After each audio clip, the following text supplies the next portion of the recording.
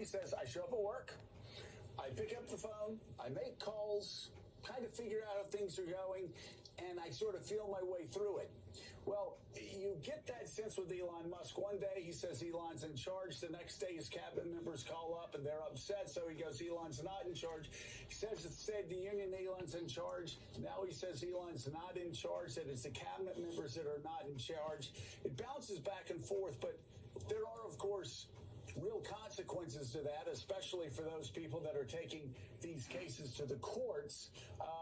But for now, it does seem he's gotten enough pushback from cabinet members who are now saying, including people like Kash Patel, who he's very close to, are saying, this is my agency.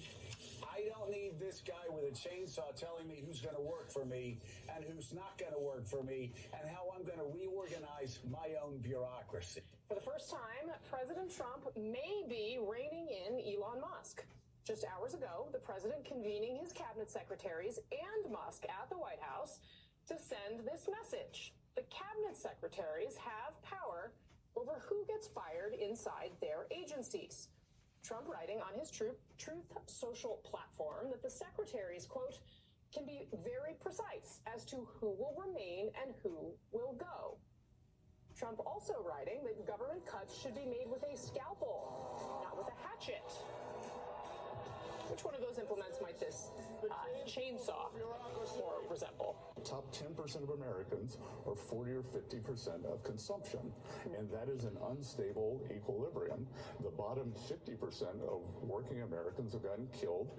We are trying to address that. We're trying to get rates down, and could we be seeing that this economy that we inherited starting to roll a bit? Sure. And look, there's going to be a natural adjustment as we move away from public spending to private spending. The market and the economy have just become hooked. We've become addicted to this government spending, and there's going to be a detox period. Trade deficits. Do you view those as inherently bad? I know the president always points to that, but we do consume, and we're always going to consume more than the rest of the world. And if you do indeed want a strong dollar, it seems like it's something we're going to have to live with. A couple of other ones, punishing bad behavior, security concerns with China. That's a whole slew of reasons to put on tariffs.